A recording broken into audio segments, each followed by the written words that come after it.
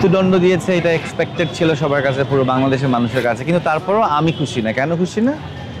দৃশ্যমান আমি যতক্ষণ পর্যন্ত না দেখতে পাবো, জানতে পারবো যে ফ্যাসিবাদ শেখ হাসিনার ঝুলন্ত লাশ ঝুলে আছে, ততক্ষণ পর্যন্ত আমি হ্যাপি হচ্ছি না।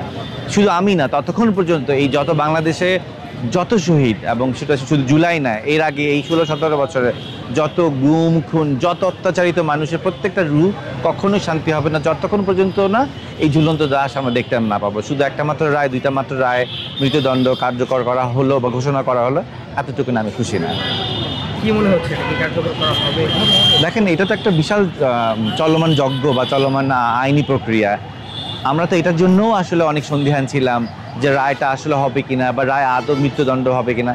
সো একটা একটা করে যেতে হচ্ছে। আমি এখন নেগেটিভ না চিন্তা করি, এবং আমরা আশাবাদী বর্তমান সরকারের কাছে আমরা আসলে কৃতজ্ঞ, অ্যাটলিস্ট এই পর্যন্ত কৃতজ্ঞ। সো আমরা চাই এটা যাতে যত দ্রুত ইন্টারপোলের মাধ্যমে তাকে দেশে এনে অবশ্যই জনগণের সাথে রেখে সম্মুখে যেভাবে প্রতিক্রিয়া তো হচ্ছে, এটা তো ঐতিহাসিক অর্জন বাংলাদেশের জন্য, সারা বিশ্বের জন্য, যে কোনো অটোক্র্যাট, কোনো ফেরাউন নমরুদ ক্ষমতাকে মানে অপব্যবহার করে জনতার উপরে এরকম আক্রমণ চালালে তাকে আখিরাতে তো পেতেই হবে, দুনিয়াতেও তার শাস্তি হবে। এবং এটা বাংলাদেশের জন্য ঐতিহাসিক অর্জন যে এই জুলাই গণ অভ্যুত্থানের 1 বছর পার হওয়ার পরেই অন্তত প্রথম রায়টা পাওয়া গেল। তো আমরা এই রায়ের পরেও এখন যেটা আমাদের জন্য সবচেয়ে জরুরি, এই রায় কার্যকর করা। রায় শুধু রায়ের জন্য না, রায়কে কত দ্রুত কার্যকর করা যায় এবং আইনের শাসন বাস্তবায়ন করা যায়। আমরা এটা নিয়ে বিকেল 4টায় এখানে প্রথমত শুকরানার সিজদা দিব, আপনাদের সবাইকে দাওয়াত। আমরা প্রথমত এটা বাংলাদেশের ঐতিহাসিক জয়, আমরা সবাই মিলে সেলিব্রেট করব।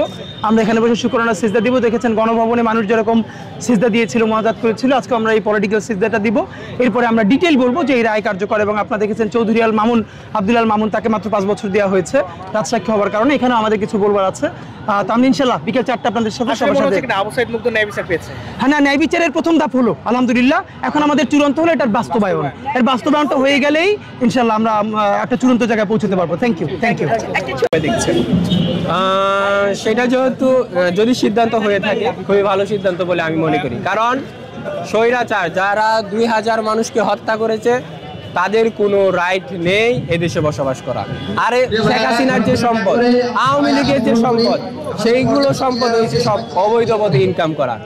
বিদেশিদের রেমিটেন্স নিয়ে নানান ধরনের দুর্নীতি করে, মেট্রো রেল থেকে অর্থ আত্মসাৎ করে, পদ্মা সেতু থেকে অর্থ আত্মসাৎ করে, রূপপুর পারমাণবিক বিদ্যুৎ কেন্দ্র থেকে অর্থ আত্মসাৎ করে আমাদের যে জনসাধারণের অর্থ, তাই শেখ হাসিনা এবং তার অঙ্গ সংগঠনের রাজনৈতিকদের অর্থ। আমি মনে করি এগুলো যদি জুলাই আহতদের মাঝে বিলিয়ে দেওয়া হয়, এটা খুবই ভালো সিদ্ধান্ত। অগ্রযাত্রা প্রতিদিন নির্ভীক প্রত্যয়ে উজ্জীবিত।